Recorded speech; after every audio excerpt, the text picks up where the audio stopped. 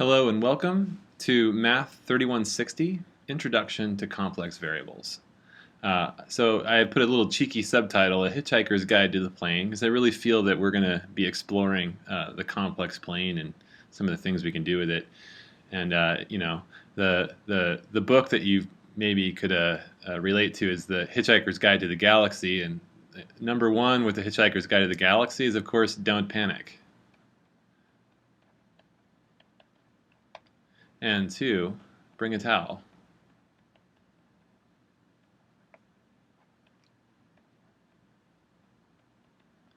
Okay, so that's just me being cheeky, but let's talk about what the complex plane is like, and just get some background here for what the grand program is for mathematics in the complex plane, complex variables. Now we're all pretty much familiar that I is the square root of -1.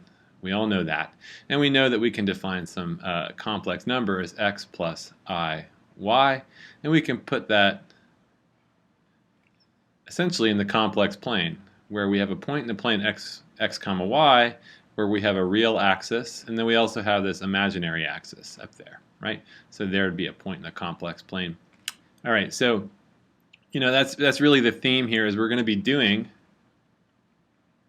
math in a plane, as opposed to doing math on a real number line, right? So the question is, of course, why?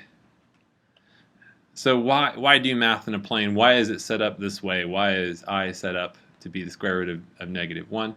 And so, of course, we all have some fairly straightforward answers to that.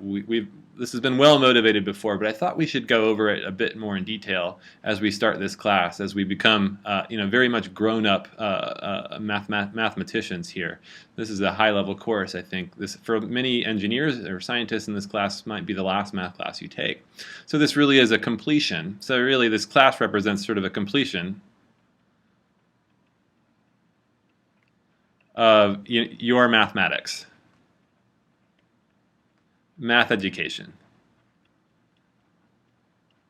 Okay, so and completion is an apt word, because completion we can use in another sense. So so let's talk about a few other things here. I'll block myself out some more room. So when we talk about a completion, we want in algebra.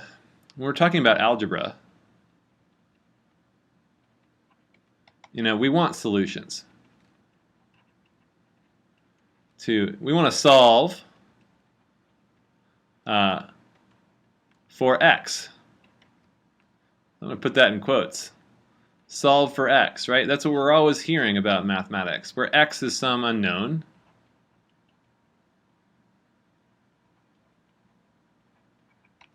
Okay, and so we want to perform, and of course to solve for x, we always use algebraic tools. Tools or operations.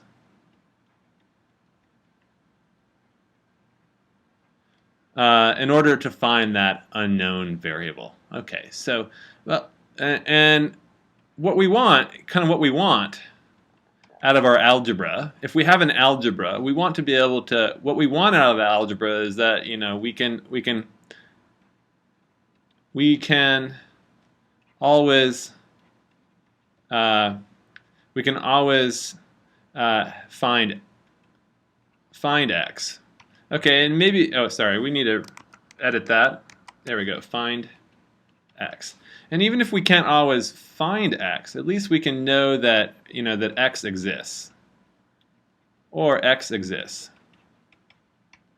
So let's let's make this more concrete. Let's get out a new sheet of paper. Okay, so let's go here. All right, so again, and let's talk about what we mean by this. We want things to be complete. So any equation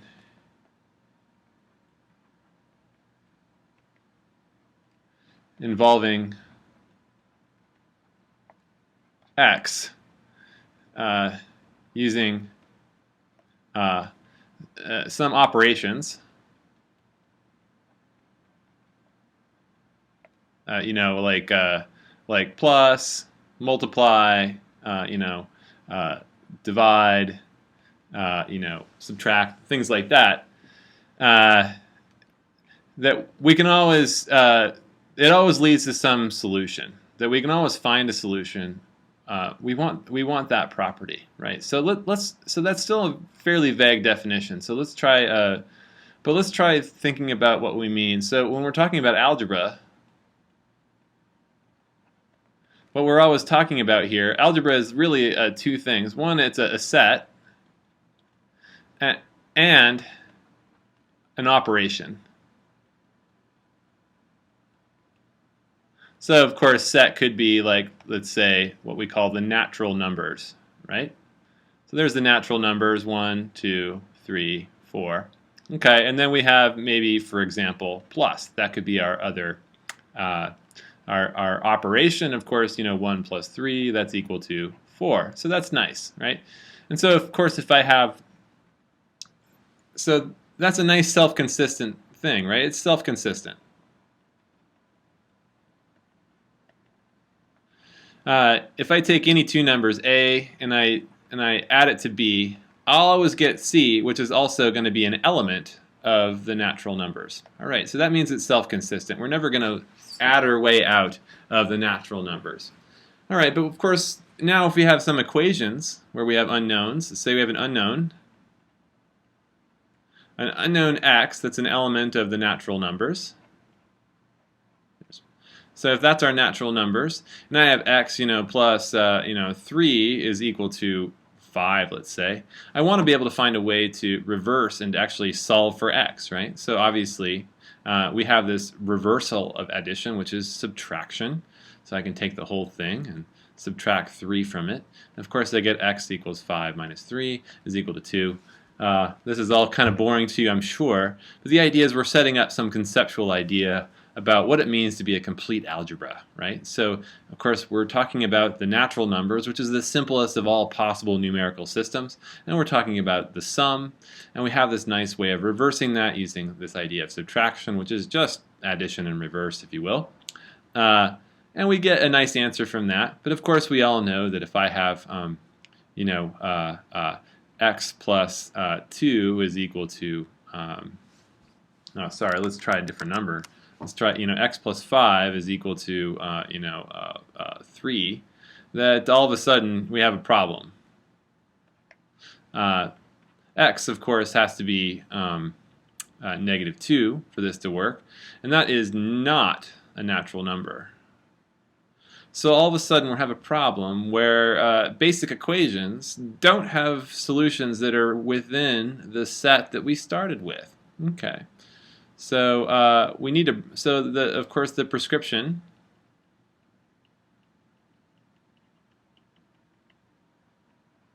is to broaden our set. So of course we should try the set of integers. So in this case, integers, which is just of course 0 plus or minus 1. Plus or minus 2, and so on and so forth. And that becomes a consistent set. If I take any two numbers, a plus b, I always get c, which is again going to be in the integers. All right. And also, if I have any equation with an unknown, x plus b is equal to a, well then I know that to solve for this equation, x will be a minus b. Okay, and that works. And no matter what the values of a or b are, as long as they're integers, x will always be an integer as well. So there we have what we call a complete or a consistent algebra, right? So that's nice. But of course, we want to start talking about other types of numbers or other types of operations. So let's, of course, include multiply. So there's our multiply. We'll just use a dot. And of course, you can have solutions like ax equals b. Ax equal plus b is equal to c. So that's an example where now we have our addition operation, but now we also have this multiply operation. And of course, x equals c minus b all over a. But the problem is if a does not divide evenly, so that c minus b over a is not an element of our integers, right? It's not a whole number.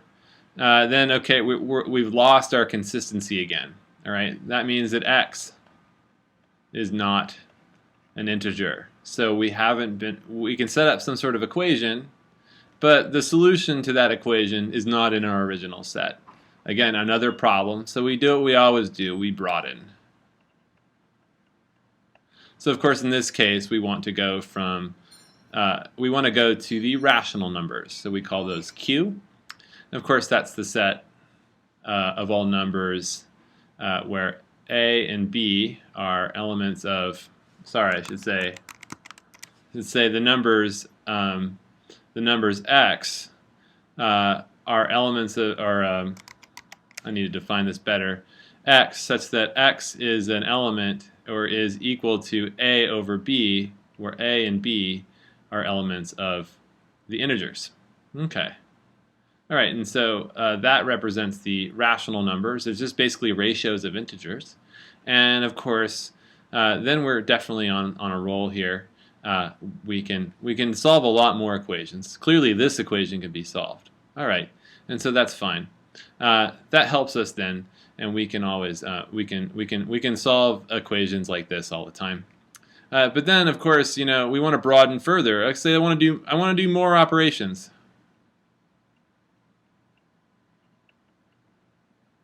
More operations. We want to include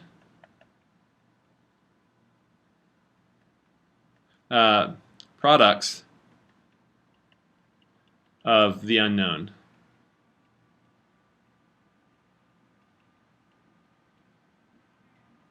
So we'll have things like x times x, or what we call x squared, right? So that should be part of our, so equations involving this would be, of course, like, so we can have x squared minus 2. Sorry, x squared minus 1 is equal to 0. We want to be able to solve this sort of equation. We want this equation to have a solution that's in our original set. So clearly this works. So x is equal to, x squared is equal to 1. We take a square root, we reverse that process of squaring, and then we get that plus or minus. So that means that x is equal to plus or minus 1, and that is of course an element of our rational numbers, so we're good to go. But obviously we run into trouble pretty quick. We can have x squared minus 2 is equal to 0. That's another valid function. So 2 is a rational number, and x we assume should be a rational number, right? We want to stay within our set, and we find out that we get plus or minus square root of 2, which is not an element of the rationals. It's an irrational number. All right, so again, we're booted out of our land. So we're booted out of Kansas. We've now entered Oz. We can't seem to find a way to stay within our numbers, our number system. So we have to again broaden further what we know to be. So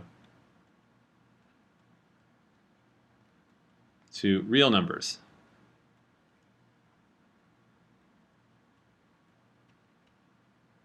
So now x is an element of the reals, and we're set there. So now x squared minus 2 equals 0 is consistent.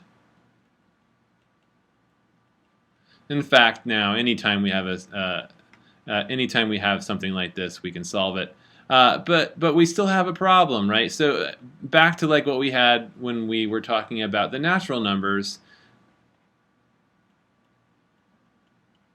But x squared plus 2 has a problem equal to 0. All of a sudden, of course, we have x squared is equal to minus 2. So we don't have a way of taking square roots. What do we do? Of course, what we have to do is what we all know and love, and this is really the motivation. for studying the complex variables, we need a way to broaden again. Broaden our number system.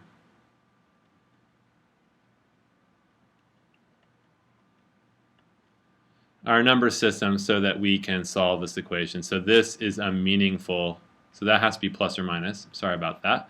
So there's a plus or minus root negative 2 is meaningful. Okay. So broaden our number system so that x equals plus or minus square root of negative 2 is a meaningful statement. Of course, that involves x is equal to root 2 I, and then we put that plus or minus there. So I, this imaginary number, is how we do it. All right, so of course that's how we get to the complex plane. So now if we have our z variable, and it's equal to x plus I y, we have that point there. Now we have the reason for its existence, that we want this consistent algebra. So to summarize all this, you know, we want algebraic. So we want algebraic completeness.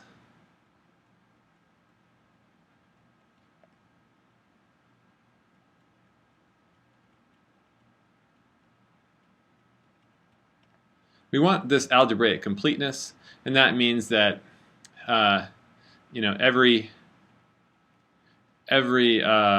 equation involving you know, multiply and plus of numbers, and we'll just write them out AI, you know, so we have A1, A2, A3, dot dot dot, all the way to AN, and products. So we'll put A0 in there as well, comma, of our variables Zn, for n is equal to 1, 2, all the way up to n, okay? For any n, okay? So that we want this to have a solution. Must have a solution. Okay, so to make this happen, of course, we say that the AIs have to be complex numbers. And if we say that the Z is also a complex number, then if we broaden our number system to include complex numbers, then we have what we call the fundamental theorem of algebra, which you probably recall from your algebra class long ago.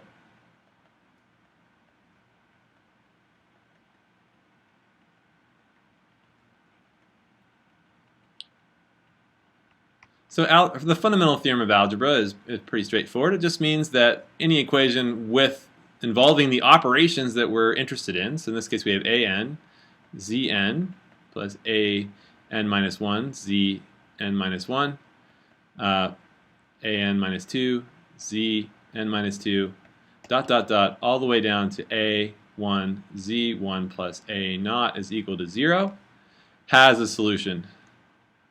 At least one solution. Okay, and that is definitely true, provided that the numbers of interest, i.e. that these A numbers are complex numbers, that it has a solution. And that is the definition of consistency. Sorry, I need to spell that right. Consistency. All right. And basically what we're saying is that the equation makes sense. Okay, so the equation makes sense. All right, so with this statement, I think we can stop there. But the idea here is that the numbers that we need to use, the algebraic system that we want to study, has to include these complex numbers. So I'm going to give one more page here and just write out kind of what the plan for this course is. So now we have the algebraic reason why we're doing the things that we're doing. So the plan of the course, of course, is to go over the basic. So this is our plan. So the plan, number one, is to go over basic mechanics of the algebra.